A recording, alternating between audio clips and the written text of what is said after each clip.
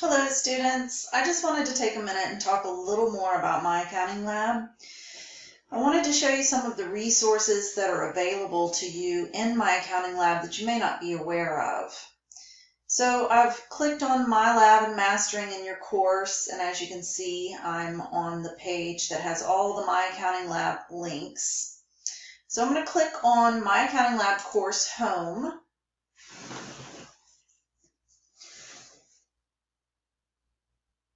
Give that just a second to load. Okay, and so you can see it's opening up to the course home page. It shows you what to work on next, so you have a quick link. You can jump right into your assignments, or you can view all of assignments. Shows you your overall score, what you've earned, and a little welcome. They have a browser check for you to do to make sure your browser is up to date and will work well with MyAccountingLab. And you can see here's a picture of your textbook. And then you can see it says to check your knowledge of a chapter material, take a sample test, then go to the study plan for your customized learning path. So you can do this if you want. You don't have to do this. You can jump right into the homework. And then how to enter answers for homework tests and quizzes. This is excellent because sometimes the system is a little picky about whether you put in a decimal point or you don't, or just how you enter things. So this can be really useful and kind of keep you from being frustrated because you'll know what to do and how to enter your answers. And then it looks like there's some submission progress here on the right, and recent achievements. Here it'll show when you've successfully joined the course and when you've completed certain tasks. There are announcements here. I don't typically put announcements in MyAccountingLab. I'm going to put them in Canvas, so you won't really need to be too aware of the announcements. You can click on your assignments here, and all of your assignments are going to pop up. I was showing you this earlier. Remember, you don't necessarily have to work on the study plan. It's there for you if you cannot get up to 75% on the homework. Or if you're just struggling with a concept or you just want more practice, then you can use the study plan. And then here there's do homework and take a quiz or a test.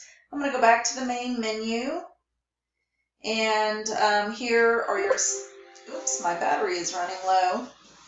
Always the perfect timing. Let me just plug this in. Bear with me 1 second. Okay, and so then you can also access your study plan here. You can look at your grades or your results here. Your e-text is this link. Document sharing, I don't think we'll be using that, but I did want to bring you to the multimedia library. We're going to take a quick look at this. And this is something that is really excellent. A lot of people probably don't know it's here, have never used it, so I want to just show you really quick. This is all of the multimedia resources that are available in your textbook. So I'm going to hit select all here because I want all the different types to pop up.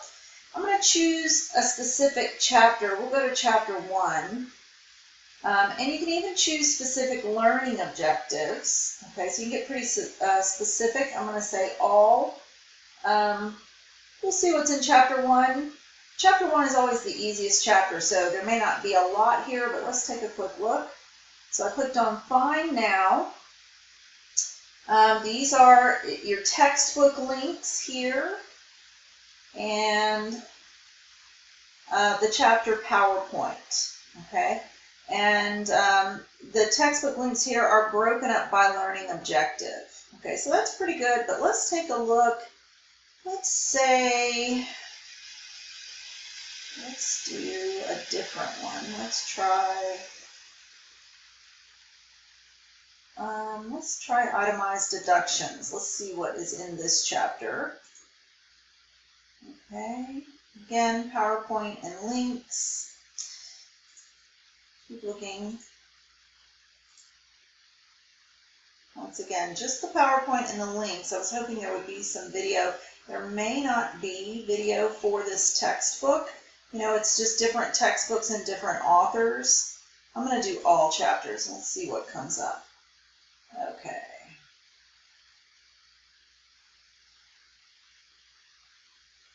Okay, so you can see here that's everything that you have access to.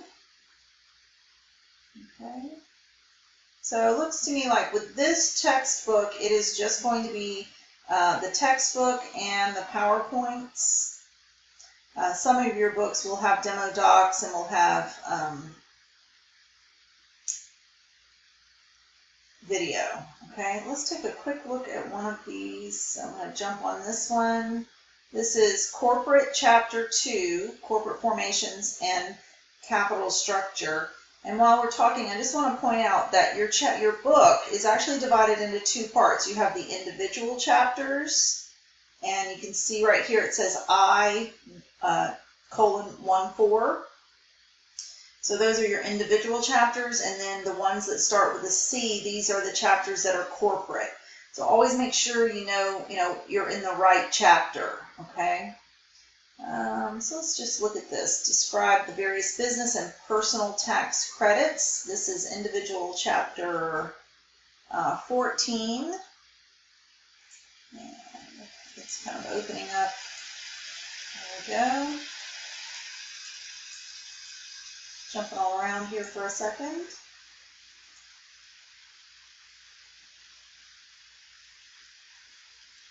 And so it's going to just take you directly to that topic in your textbook. Okay. Okay, and so in your textbook, let me see if I can pull this down where you can actually see it. Just wanted to point out up here, you do have a couple of options. You can highlight. Okay, you have some highlighting tools there. You can make notes. Okay, so if you want to make notes in your textbook, you can do that. You can bookmark certain pages. Okay, so just kind of explore around and see what all is available to you in the e-text. All right, I'm going to close that now. I think it's going to let me. It may not let me. There we go. I think I got it. Okay. All right, and here the next link is chapter resources. So if we click on chapter 1, you can do chapter homework, take chapter tests, see your chapter gradebook, and your chapter study plan. And then here's the multimedia library. That's going to take you back, I believe, where we were. This homework, let's click on that really quick. Okay, this is actually the homework that comes with the book and with Pearson. This is not the homework you're supposed to do, okay? But they have some setup, practice homework and things like that. And there's sample tests and quizzes, and you can do some practice questions in the study plan. So this is under chapter resources, but just remember, this homework is really just there for you to practice. It's specific to each chapter of the book. Your homework, we're going to go back to the main menu. If you look at the main menu here, your homework is listed here under assignments. Okay.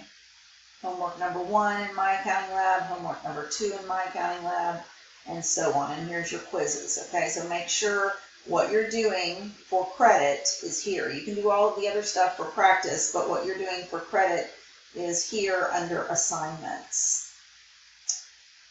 Okay, and then there's the Tax Act software. We are not using that in this course, but is there, I guess, if you want to explore it. And we don't really use the communication tools in Pearson either. So I just wanted to do a quick video and kind of show you everything. that's here and what's available to you. I'm going to click on assignments really fast and just take a quick look at the first one, homework number 1. So here we go. Now, I know that this may kind of look like a lot of questions. Okay, you have 1, 2, there's 20 questions here. But, however, it's 1 per learning objective. Okay, it's just 1 per learning objective. And of course, this is covering 2 chapters. Or is it 3 chapters in week 1? Let me see. It's been a while since I took a look at this, so let me check really quick. 100, let's see. For week 1, oh yeah, it's 4 chapters. That's right, 4 chapters. So that's, an average of 5 chapters or 5 questions per chapter, but it is just 1 per learning objective, okay? And they're also, some of them will tell you how long they're going to take for you to do them on average. Not all of them. Some of them will, I believe. But they're just set up so that they're not going to take too long. For example, this is the first one. And you can see it's just a multiple choice question. So, that shouldn't take you too long once you've read the book to kind of figure out. And remember that you do get 3 chances to answer each question, okay? The ones that are marked with a Q, those are not going to be very long, okay? The ones that will be a little longer are the ones that are marked with a P, because that's an actual problem. So let's look at one of those really quick. This is an actual homework problem where you might do some calculations or something like that. Okay, so here, compute the 2015 tax due or refund due for each couple. Assume that the itemized deductions have been reduced by the applicable floors and ignore credits. And then you can click on the icon to view the information about the scenario. And you'll have some drop-down boxes where you can select what you're going to input here. Okay, so you're not just on your own, you do get a little bit of help. Okay, and then up here, this is what I really wanted to show you, the question help. So you have help me solve this, e-text, calculator, ask my instructor, and print. So you can print it out if you want. You can go right to the e-text page that deals with this particular learning objective. You have a calculator if you need it. If you are struggling and you need to, you can use the Ask My Instructor, but before you do that, I encourage you to click on Help Me Solve This, okay? And so it will help you walk through this problem, okay? And what it basically is another problem very similar to the one you're working on, and it breaks it down part by part. And you can check your answer to see if you're correct, okay?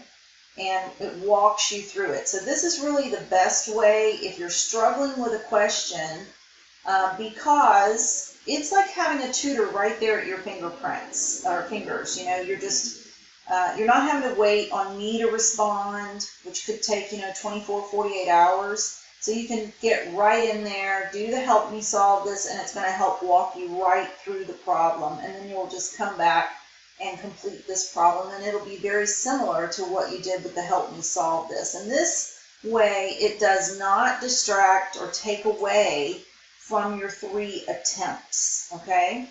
So, my recommendation on a problem like this that might take a little more time, I would just go ahead and do the help me solve this and walk through it, and then go and try to attempt the problem. That's probably the best way to approach it. Okay. All right. So that is everything for today on MyAccountingLab. If you have any questions, feel free to ask. I hope you enjoyed the course, and I will see you in the discussion.